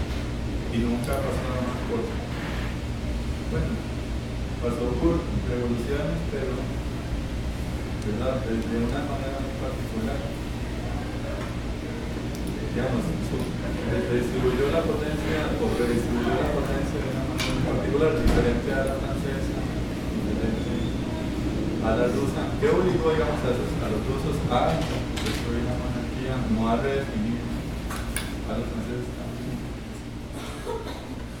Nuevamente, como ese es un problema, porque la parte de la teoría del poder, cuando uno llega a las potencias, lo que hay ya son datos. Lo que hay que hacer es cuantificar el campo de fuerzas, desdichadamente, porque uno lo puede comparar y uno lo puede entender de un régimen a otro, de un país a otro, porque las potencias, como usted mismo lo dijo, son diferentes y están dadas, pero esas potencias hay que aclararlo, son potencias que producen unas narraciones específicas según un conocimiento específico que tienen, según los afectos que tienen en ese mismo momento. Entonces, desde ese punto de vista, lo que están dispuestos a transformar o admitir tiene que ver con eso. La transformación de la monarquía inglesa tiene que ver con una clase que no estaba dispuesto a que el rey siguiera haciendo cierto tipo de cosas. Una vez estabilizado eso, dado que las otras potencias, las potencias inferiores a esa clase, no tienen la potencia, no tienen la organización, no tienen la sensibilidad, no tienen la narración, etcétera, etcétera, para transformar aún más en lo que hizo la otra clase, se estabiliza ahí, porque en el fondo están, pongámoslo así, conformes con ese equilibrio, y eso es lo que en el fondo revela. Los franceses hacen la revolución porque no están conformes en ese momento, es otra clase, es otra estructura, y en el fondo siempre siguen anhelando tener una monarquía.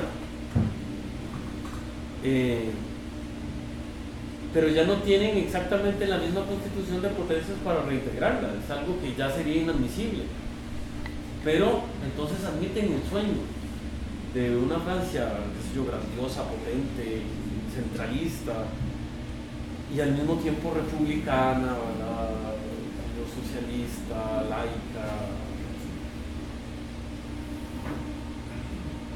Yo lo ubicaría ahí, precisamente en esa diferencia de las potencias, cómo esas potencias organizan su discurso, su narración, qué conocimiento, con qué conocimientos se construyen, con qué conocimiento construyen sus relaciones y qué efectos despliegan.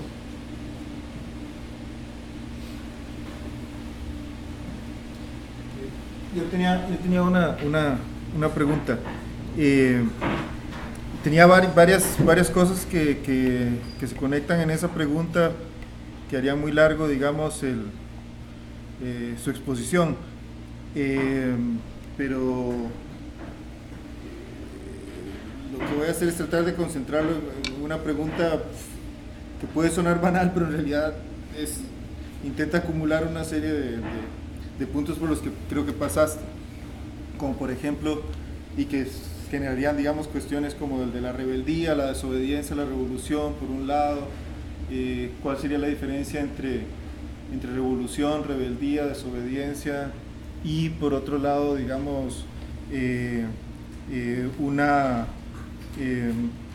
tomar un papel agente en la producción de sentido, o sea, afectar la producción de sentido, intervenir no en el poder, digamos, entendido en la relación gobernante-gobernado, sino en la producción de sentido, en el trastorno incluso de la forma en que se produce sentido. Y hay otras cosas que se juntan en esta pregunta.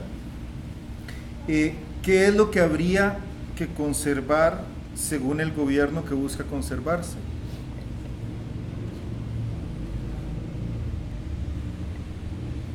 Bueno, en principio todo gobierno busca conservarse.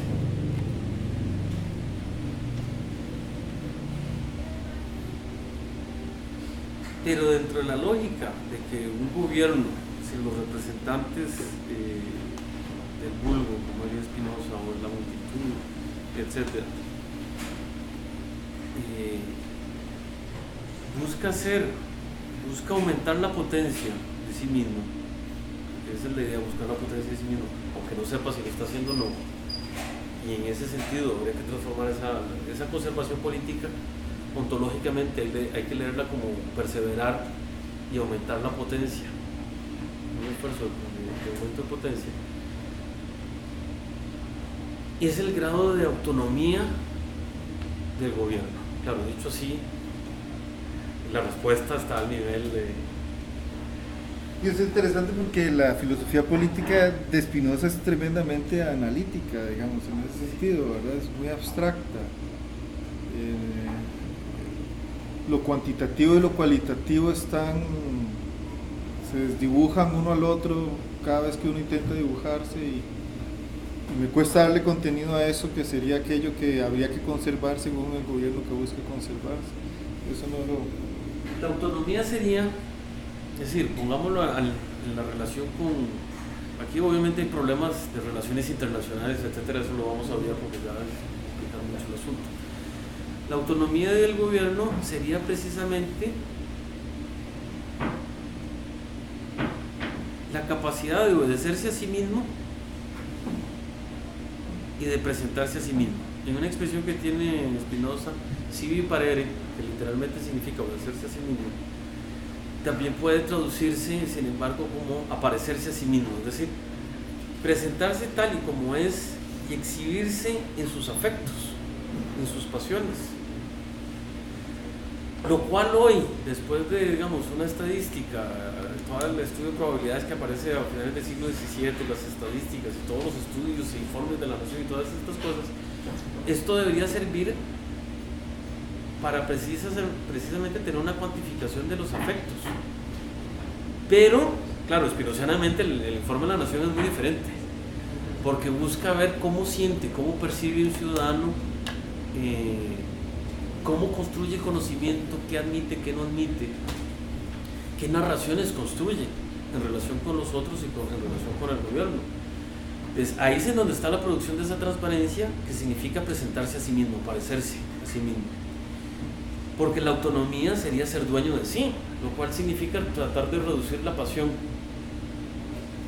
aumentar la racionalidad.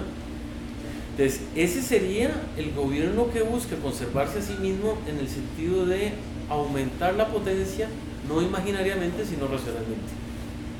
Pero de todas maneras, todo gobierno persevera en su ser, aunque aterrice en San Ramón y ese tipo de cosas.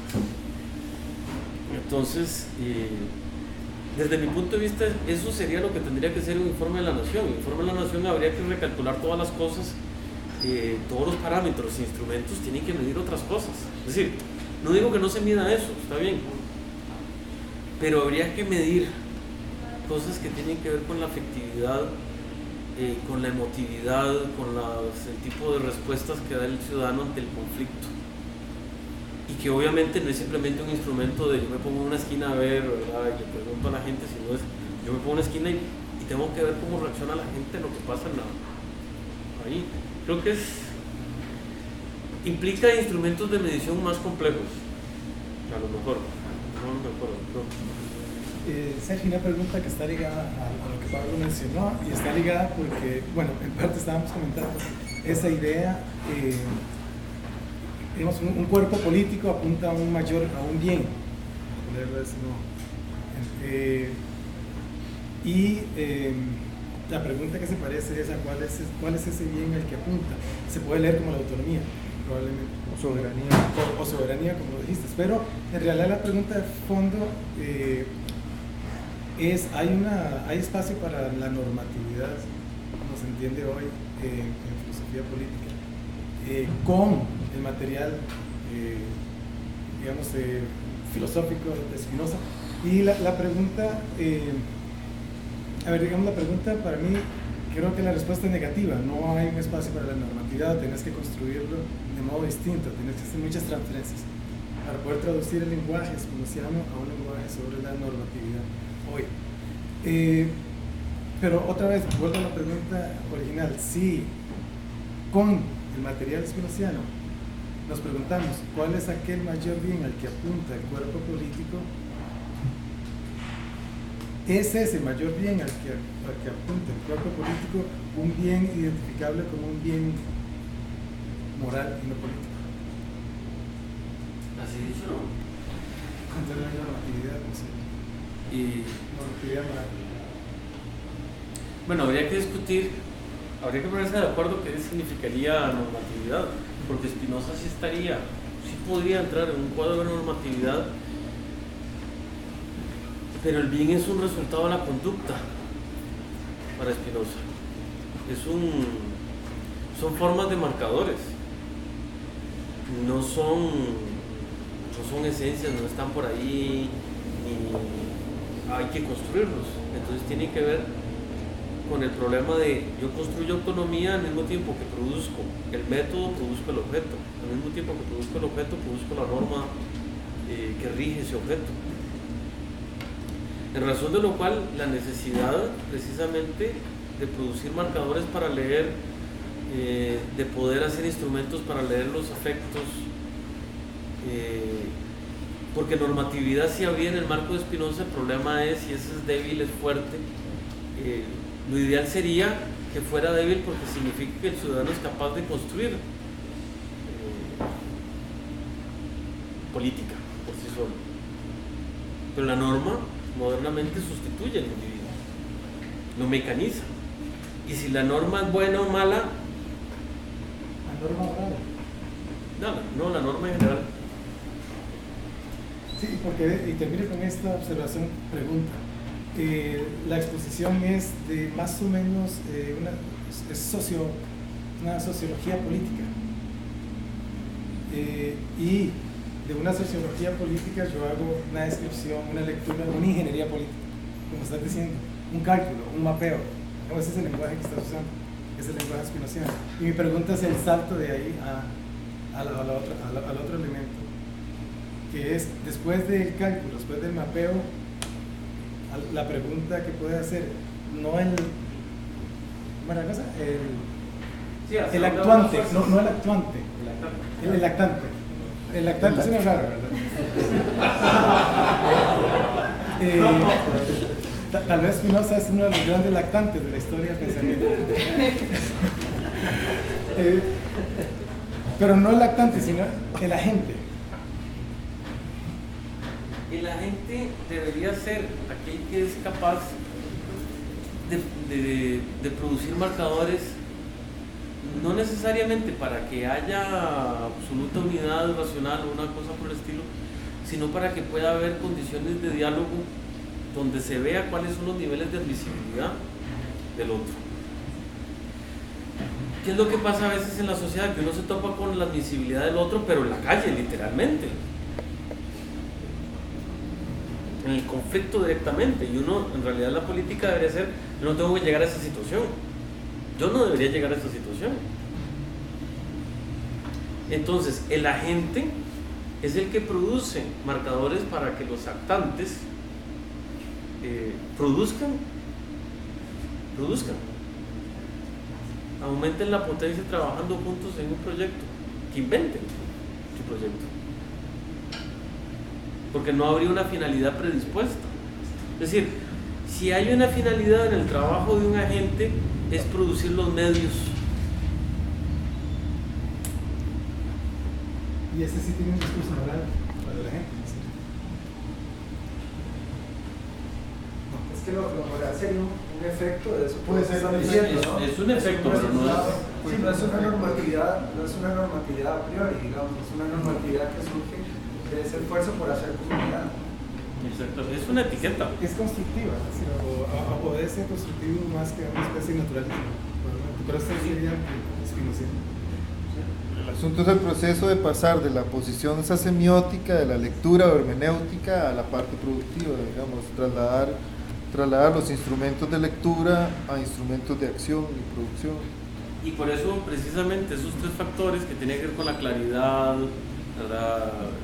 etcétera, hay que poder calcularlos. Así como la falta de clandestinidad, el secretismo, etcétera, porque eso es lo que produce unas distorsiones. Es decir, el informe de la Nación tiene que decir cómo produce conocimiento, no científico ni nada de ese tipo de cosas, la gente en la vida cotidiana en el país, y cómo reacciona a qué, en qué condiciones, en qué momento está dispuesto a gritarle alguna burrada en la calle la gente a otra, y en qué condiciones todavía se retiene. Por poner un ejemplo trivial.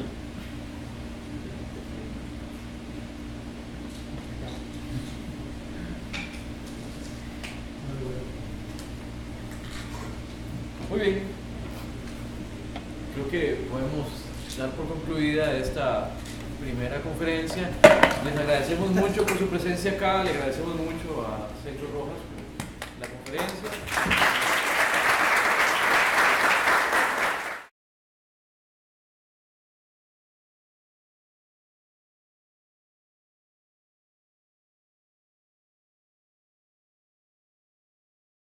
Injustas. Si somos socráticos, evidentemente no existe ninguna ley injusta por definición. Ustedes luego podrán decir que estoy diciendo tonterías. Y Spinoza insiste que al soberano, la summa potestas, hay que obedecerlo siempre, o por lo menos esforzarse por obedecerlo. Ahora bien, al ser esta la tesis general, la idea de que hay una obediencia siempre de la ley, o hay un esfuerzo siempre por obedecer a la autoridad, quiero detenerme en una serie de pasajes donde Spinoza, además de formular un límite del poder, sugiere una explicación del poder, de la oposición al poder, basada no en la fundación o en la legitimación de la autoridad, sino referida más bien a sus actos en general. Aquí habría que hacer una nota, además, caracterizando la filosofía analítica de Spinoza, por llamarla de alguna manera, como una filosofía semiótica. Es decir, el poder se analiza semióticamente y no en relación con las intenciones, con las voluntades posibles. Esto quedaría en un segundo plano. Lo importante es ver cómo se expresa el poder o las diversas formas de oposición al poder. Spinoza suele dibujar con cierto volumen el conatus, es decir, el esfuerzo por existir, expresado en cada ocasión según las circunstancias. Y las líneas de fuga que el conatus proyecta sobre la escena son la afección, el conocimiento y el discurso o juicio. El cómo se expresan estos tres factores ubican de una cierta manera o de otra al individuo en la cartografía de lo social, y en el caso del gobierno, los afectos del gobierno son al final los del gobernante, lugar donde se produce la distinción por regímenes. Es fundamental en ese sentido considerar que la perspectiva natural, o que una cierta perspectiva naturalista, es analizar la relación gobernado-gobernante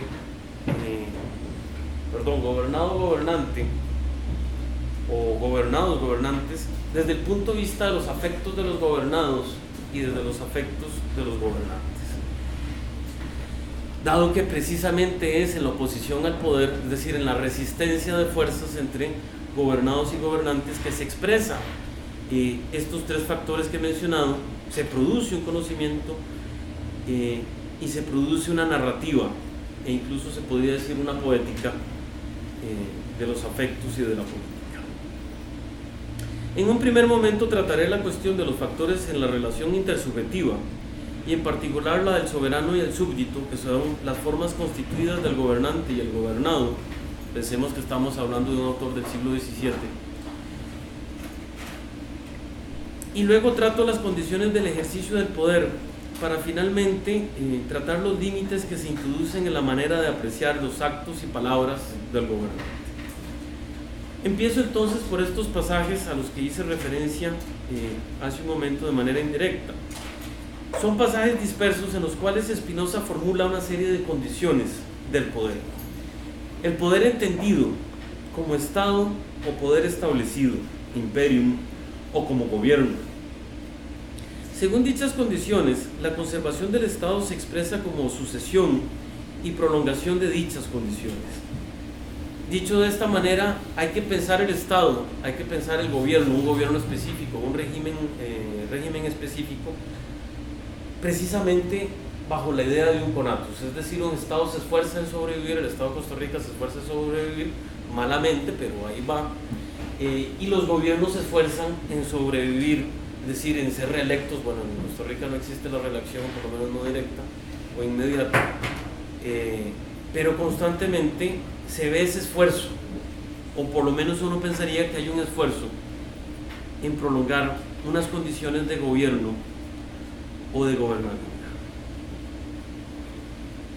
Estas condiciones se dicen referidas a los ciudadanos como en el pasaje siguiente, que la conservación del Estado depende principalmente de la fe de sus súbditos, de su virtud y de la constancia de ánimo en la ejecución de los mandamientos que la razón y la experiencia enseñan clarísimamente.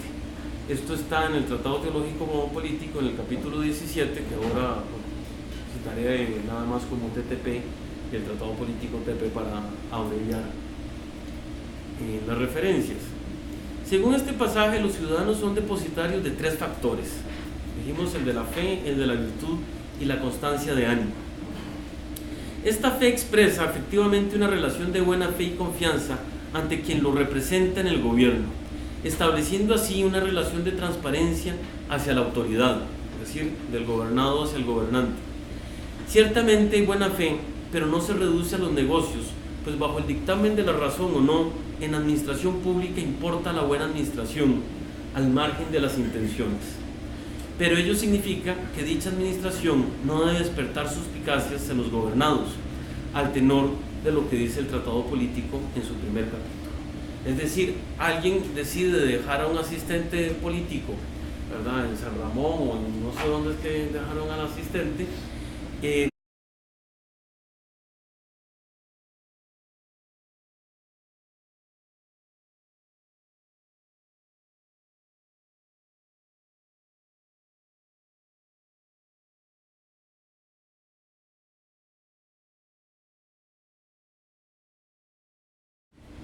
esta conferencia es efectivamente, tiene una doble intención, además de esta idea del círculo de conferencias a las que hacía alusión David, porque en algún momento el presidente de la asociación dijo que los profesores que iban afuera a dar ponencias y cosas, sería bueno escuchar las ponencias en el país, lo cual no siempre ocurre. Entonces, en ese sentido he elegido esta, que es la última ponencia con la que participé en un coloquio sobre Spinoza el año pasado, y que se inscribe a su vez en una investigación un poco mayor, la primera siendo precisamente el problema de la polarización y la política a través de Spinoza, pero el coloquio en ese momento era Spinoza y las Américas.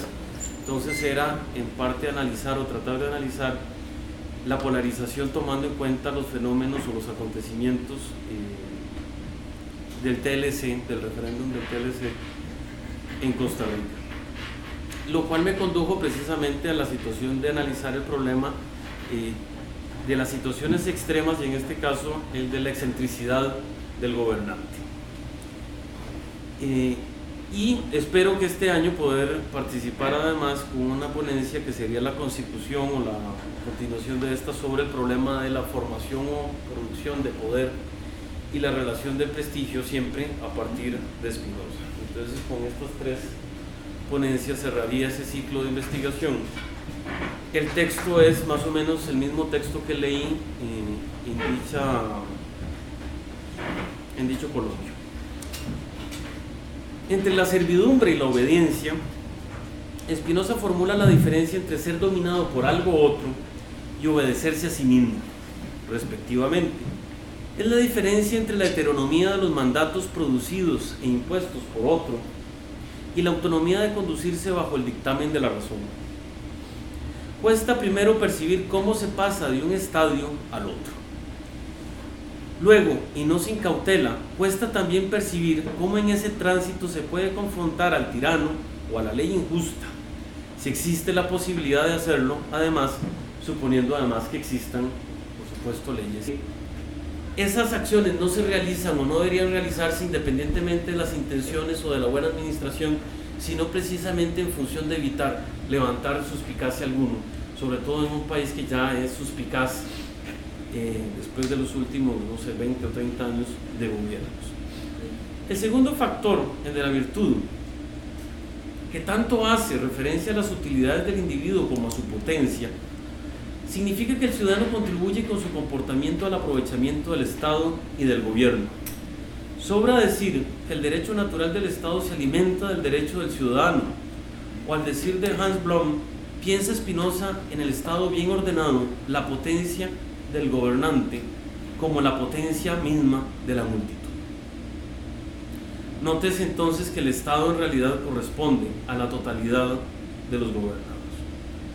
El individuo debe reconocer en el otro un par por el hecho de que el bien que apetece para sí, cito aquí a Spinoza, el bien que apetece para sí todo aquel que sigue la virtud, también para los hombres lo deseará, y tanto más cuanto tenga un conocimiento mayor de Dios.